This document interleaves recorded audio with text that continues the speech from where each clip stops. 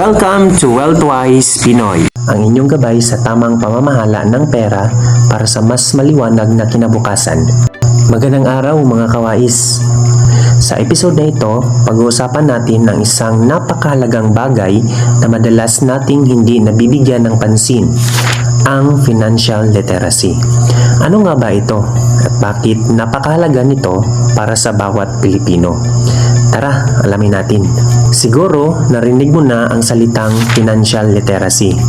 Pero ano nga ba ito? Simple lang. Ito ang kaalaman at kasanayan na kailangan natin para sa epektibong pamamahala ng ating pera. Ibig sabihin, kasama dito ang tamang pagbabudget, pag-iipon, pag-i-invest, at mamamahala ng utang. So, dapat, financial literacy is equal to pagbabudget, plus pag-iipon, plus pag-i-invest, plus pamamahala ng utang. Pero bakit nga ba ito mahalaga? Alam nyo mga kawais, ang financial literacy ang susi para maiwasan natin ang mga karaniwang problema sa pera tulad ng labis na pagkakautang, kakulangan ng ipon, at kawalan ng plano para sa kinabukasan. In reality, bilang mga Pilipino, marami sa atin ang nahaharap sa mga hamon na ito. Nandyan ang mga mataas na gastusin sa araw-araw na parang mas mabilis pang nauubos ang sweldo kaysa dumating.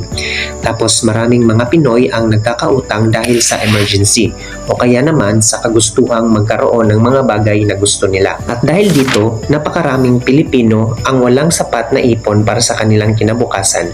Kung hindi natin ito matutugunan, maaring magtuloy-tuloy ang ganitong problema hanggang sa pagtanda.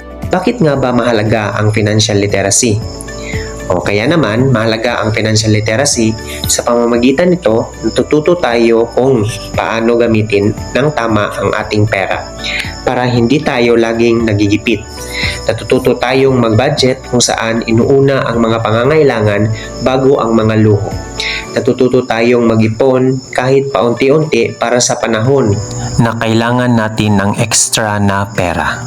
Dapat, financial literacy is equal to stability. At hindi lang yan, natututo rin tayong mag-invest para mapalago ang ating pera at hindi lang basta-basta nauubos. At syempre, natututo rin tayo kung paano umiwas sa labis na pagkakautang at kung paano ito mababayaran ng maayos kung sakaling tayo'y mangangailangan. Meron ding mga benepisyo ang financial literacy. So ano kayang mga benepisyo ng financial literacy? Kapag natutunan natin ang mga ito, mas nagkakaroon tayo ng kontrol sa ating buhay. Hindi tayo basta-basta natataranta kapag may emergency at may kumpiyansa tayo na maaabot natin ang ating mga pangarap. Tulad ng pagbili ng bahay, pagpapaaral ng mga anak, o kahit simpleng pagretiro ng maayos. Ito rin ang paraan para makamit natin ang financial stability o seguridad ng ating buhay. Hindi man ito madali sa simula, pero tiyak na sulit ang lahat ng paghihirap kapag naramdaman mo na ang mga benepisyo na ito. Meron akong mga tips kung paano magsimula. The question is, paano nga ba tayo magsisimula? Una, simulan natin sa simpleng pag-track ng ating gastos. Alamin natin kung saan napupunta ang ating pera bawat araw o linggo. Pangalawang tips ay mag-set tayo ng financial goals. Halimbawa, gusto mong makaipon ng 10,000 sa loob ng 6 na buwan. At ang ikatlong tips ay start small. Simulan mo sa pag-budget at pagtabi ng kahit konting halaga bawat buwan. Pwede rin tayong gumamit ng mga apps o tools para mapadali natin ang pagbabudget at pag-iipon. Maraming available na tools na pwedeng makatulong tulad ng Cashbook. So doon, matutunan mo kung paano mag-budget. So kailangan ilista mo lahat ng income mo through sa cash in at cash out naman kung ano yung gastusin o expenses na kailangan mong bilhin.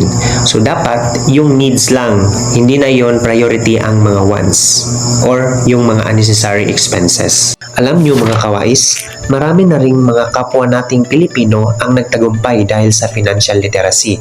Tulad na lang ni Randel Chungson, isang kilalang financial educator at speaker. Si Randel ay aktibong nagtuturo ng mga prinsipyo ng financial literacy sa mga Filipino.